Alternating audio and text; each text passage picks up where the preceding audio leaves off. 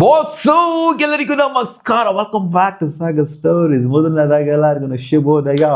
India versus England 2ನೇ T20 ಇವತ್ತು ಮೊದಲನೇ ಮ್ಯಾಚು ಮಳೆಗೆ ಆಹುತಿ ಆಯಿತು. ಅಂದರೆ ಇವತ್ತು ಮಳೆ ಬರೋ ಪಾಸಿಬಿಲಿಟಿ ಇದೆಯಾ ಅಂತ ನೋಡ್ತು ಅಂತಂದರೆ ಮ್ಯಾಂಚೆಸ್ಟರ್ ಆಗ್ತಿರುವಂಥ match. Old Trafford Manchester iconic stadium ಸಖತ್ತಾಗಿದೆ ವೆನ್ಯೂ ನೋಡೋದಕ್ಕೆ. ಆ್ಯಂಡ್ ಈ ಸ್ಟೇಡಿಯಮಲ್ಲೂ ಕೂಡ ಇವತ್ತು ಮಳೆಯ ಪಾಸಿಬಿಲಿಟಿ ಇದೆ. ಥ್ರೂ ಔಟ್ ಡೇ ನೋಡ್ತು ಅಂದರೆ 25% ಪಾಸಿಬಿಲಿಟಿ ಇದೆ. ಬಟ್ ಮ್ಯಾಚ್ ನಡೆಯುವಂಥ ಟೈಮಲ್ಲಿ ಖಂಡಿತ 55% ರೈನಿಂಗ್ ಪಾಸಿಬಿಲಿಟಿ. ಲೈಟ್ ಶವರ್ಸು ಅಂತ ದೊಡ್ಡ ಒಂಥರ ನಿಲ್ಲದೇ ಇಲ್ಲ ಮಳೆ ಅನ್ನೋ ಥರ ಇಲ್ಲ. ಒಟ್ಟಿನಲ್ಲಿ ಮಳೆ ಬರುವಂಥ ಪಾಸಿಬಿಲಿಟಿ ಅಂತೂ ಇದೆ ಮ್ಯಾಂಚೆಸ್ಟರಲ್ಲಿ ಅಂತ ಅಪ್ಡೇಟ್ ಅಂತೂ ಇದೆ. Head to head India versus England 31 ಆಗಿದೆ ಮ್ಯಾಚು. ಅದರಲ್ಲಿ 12 ಮ್ಯಾಚ್ನ ಇಂಡಿಯಾ ಗೆಲ್ತು ಅಂತಂದರೆ 12 ಮ್ಯಾಚ್ನ ಇಂಗ್ಲೆಂಡ್ ಅವ್ರಿಗೆ ಗೆದ್ದರೆ 1 ಮ್ಯಾಚ್ ನೋ ರಿಸಲ್ಟ್ ಕೂಡ ಆಗಿದೆ. ಬಟ್ ಮ್ಯಾಂಚೆಸ್ಟರ್ ಅಂತ ಬಂದಾಗ ಸುಮಾರು ನೋ ರಿಸಲ್ಟ್ ಆಗಿದೆ. ಇಂಟರ್ನ್ಯಾಷನಲ್ಸ್ T20 ಇಂಟರ್ನ್ಯಾಷನಲ್ಸ್ ಅಂತ ಬಂದಾಗ ಸೊ ಇಲ್ಲಿ ಓವರ್ ಆಲ್ ಆಗಿ ಆಗಿರುವಂಥದ್ದು T20 ಇಂಟರ್ನ್ಯಾಷನಲ್ಸ್ 13 T20 ಇಂಟರ್ನ್ಯಾಷನಲ್ಸ್ ಆಗಿದೆ.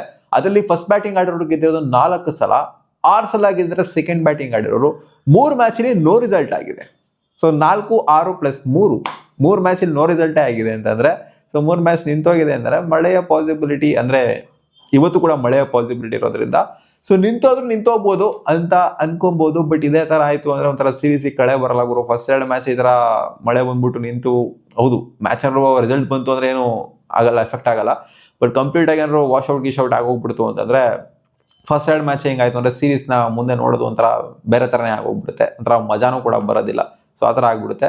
ಸೊ ಇಲ್ಲಿ ಅದೇ ಟಾಸ್ ಗೆದ್ದು ಬೌಲಿಂಗ್ ಆಯ್ಕೆ ಮಾಡ್ಕೊಳ್ಳುವಂಥ ಪಾಸಿಬಿಲಿಟಿನೇ ಜಾಸ್ತಿ. ಹೌದು ಲಾಸ್ಟ್ ಮ್ಯಾಚ್ ಟಾಸ್ ಗೆದ್ಬಿಟ್ಟು ಬ್ಯಾಟಿಂಗ್ ಆಯ್ಕೆ ಮಾಡ್ಕೊಂಡ್ರು. ಸೊ ಅದೇ ಬೇರೆ ವೆನ್ಯೂ, ಇದೇ ಬೇರೆ ವೆನ್ಯೂ. ಸೊ ಈ ವೆನ್ಯೂ ವಿಚಾರಕ್ಕೆ ಬಂತು ಅಂದರೆ hit the deck kind of a ಬೌಲರ್ಗೆ ಸ್ವಲ್ಪ ಎಫೆಕ್ಟಿವ್ನೆಸ್ ಜಾಸ್ತಿ ಇರುತ್ತೆ. ಆ್ಯಂಡ್ ಒಳ್ಳೆ ಬೌನ್ಸ್ ಇರುತ್ತೆ, ಎಕ್ಸ್ಟ್ರಾ ಬೌನ್ಸು ಎಕ್ಸ್ಟ್ರಾಕ್ಟ್ ಆಗುತ್ತೆ ಮ್ಯಾಂಚೆಸ್ಟರ್ಲಿ ಅಂತ. ಆ್ಯಂಡ್ ಸ್ಪಿನ್ನರ್ಸ್ಗಳು ಕೂಡ ಸ್ವಲ್ಪ ಮಟ್ಟಿಗೆ ಎಫೆಕ್ಟಿವ್ನೆಸ್ನ ತೋರಿಸ್ಬೋದು ಮ್ಯಾಂಚೆಸ್ಟರ್ಲಿ ಅಂತ ರಿಪೋರ್ಟ್ಸ್ ಹೇಳ್ತಾ ಇದೆ. ಯಾಕಂದರೆ ಲಾಸ್ಟ್ ಮ್ಯಾಚನ್ನು ಕೂಡ ಅಷ್ಟೇ 3 ಜನ ಸ್ಪಿನ್ನರ್ಸ್ ಜೊತೆಗೆ ಹೋಗಿದ್ದು. ವರುಣ್ ಚಕ್ರವರ್ತಿ, ರವಿ ಬಿಷ್ಣೋಯಿ ಜೊತೆಗೆ ಅಕ್ಷರ್ ಪಟೇಲ್. ಸೊ ಈ ಮ್ಯಾಚನ್ನು ಕೂಡ ಅದೇ ಲೆವೆಲ್ನ ಮೇಂಟೈನ್ ಮಾಡುವಂಥ ಚಾನ್ಸ್ ಇದೆ.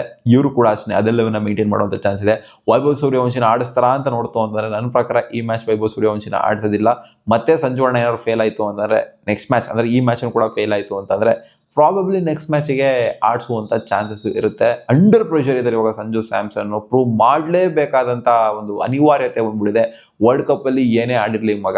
ಸೊ ಇವಾಗ ಆಡ್ತಿಲ್ಲ ಅಂದರೆ 4-5 ಮ್ಯಾಚ್ ಕಂಟಿನ್ಯೂಸ್ ಆಗಿ ಫೇಲ್ ಆಯಿತು ಅಂತಂದರೆ ಒಬ್ಬ ಸಬ್ಲೈಮ್ ಪ್ಲೇಯರು ಕೂತ್ಕೊಂಡಿರೋ ಡಗೌಟಲ್ಲಿ ಅಂತಂದರೆ ಸೊ ಅವ್ರಿಗೆ ಅವಕಾಶ ಯಾಕೆ ಕೊಡ್ತಿಲ್ಲ ಅಂತ ಕೇಳ್ತಾ ಇರೋದನ್ನು ಒಂಥರ ಪ್ರೆಷರ್ಗೆ ಅಂಡರ್ ಪ್ರೆಷರ್ ಬರ್ತಾರೆ. ಗೌತಮ್ ಗಂಭೀರ್ ಆಗಿರಲಿ, ಎಲ್ಲರೂ ಕ್ಯಾಪ್ಟನ್ ಆಗಿರಲಿ, ಎಲ್ಲರೂ ಪ್ರೆಷರ್ಗೆ ಬಂದೇ ಬರ್ತಾರೆ. ಹೌದು ಶ್ರೇಯಸ್ ಅಯ್ಯರ್ ಏನು ಹೇಳಿರ್ಬೋದು, ಅವರೆಲ್ಲ ಮಸ್ತಾಗಿ ಆಡಿದ್ದಾರೆ, ಅವ್ರು ಬಿಟ್ಬಿಟ್ಟೆಲ್ಲ ಚಾನ್ಸ್ ಕೊಡೋದಕ್ಕಾಗೋದಿಲ್ಲ ಅಂತ ಏನೇ ಹೇಳಿರ್ಬೋದು. ಬಟ್ ಅಂಡರ್ ಪ್ರೆಷರ್ ಅಂತೂ ಖಂಡಿತ ಬಂದೇ ಬರ್ತಾರೆ.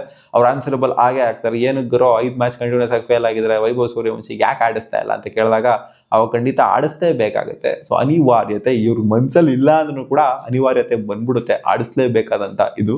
ಸೊ ಸಂಜು ಸ್ಯಾಮ್ಸನ್ ಇವತ್ತು ಸೀರಿಯಸ್ಲಿ ಅಂಡರ್ ಪ್ರೆಷರ್ ಇದ್ದಾರೆ. ಬೇರೆ ಯಾರು ಪ್ರೆಷರ್ ಇದ್ದಾರೋ ಇಲ್ಲೋ ಗೊತ್ತಿಲ್ಲ, ಶ್ರೇಯಸ್ ಅಯ್ಯರ್ ಪ್ರೆಷರ್ ಇರ್ತಾರೋ ಗೊತ್ತಿಲ್ಲ.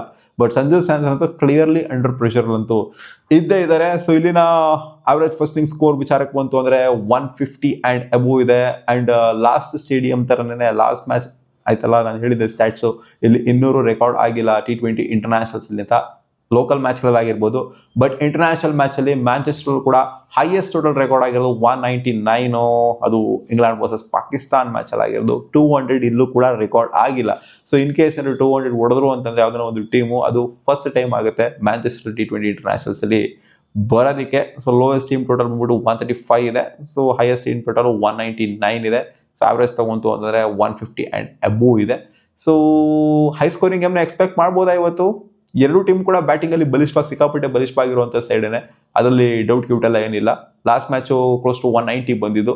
ಸೊ ಈ ಮ್ಯಾಚು ಕ್ಲೋಸ್ ಟು ಅದನ್ನೇ ಎಕ್ಸ್ಪೆಕ್ಟ್ ಮಾಡ್ಬೋದು. 200 ಕ್ಲಾಕ್ ಆಗಿಬಿಟ್ಟು ಏನೋ 220, 230 ಎಲ್ಲ ಬಂದ್ಬಿಡುತ್ತೆ ಅನ್ನೋಂಥದ್ದೇನಿದೆ. ಸೊ ಇದು ಯಾಕೋ ನನಗೇನೋ ಡೌಟ್ ಕಾಣಿಸ್ತಾ ಇದೆ. So India 2 genuine quick bowlers ಜೊತೆಗೆ ಹೋಗಿದ್ದು.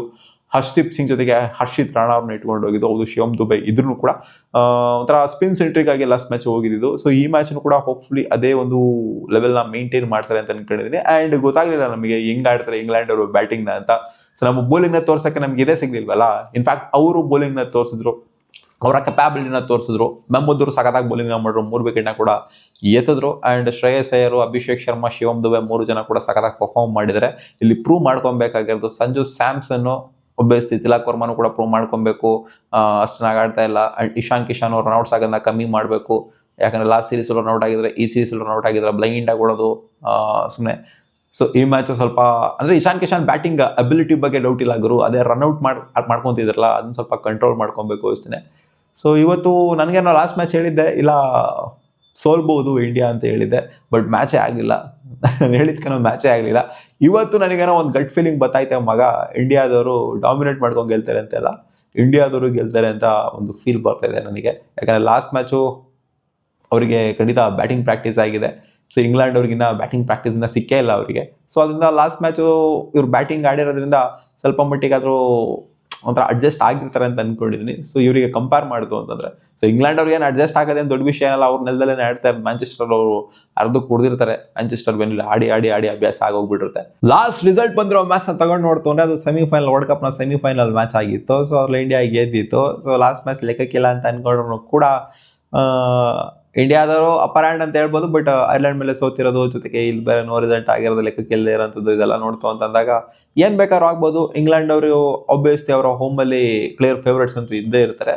ಸೊ ನೋಡೋಣ ಏನಾಗುತ್ತೆ ಅಂತ. ನನ್ನ ಪ್ರಕಾರ ಇವತ್ತು ಇಂಡಿಯಾ ಗೆಲ್ತಾರೆ, ಇಂಗ್ಲೆಂಡ್ ಸೋಲ್ತಾರೆ. ಮ್ಯಾಚ್ ಏನಾದ್ರು ಆಯಿತು ಕಂಪ್ಲೀಟಾಗಿ ಫುಲ್ ಫ್ಲೆಡ್ಜ್ಡ್ ಆಗಿ ಅಂತ ನೋಡೋಣ ಏನಾಗುತ್ತೆ. ನಿಮ್ಮ ಅನಿಸಿಕೆ ಕಾಮೆಂಟ್ ಸೆಕ್ಷನ್ ಮತ್ತೆ ಸಿಗುವ.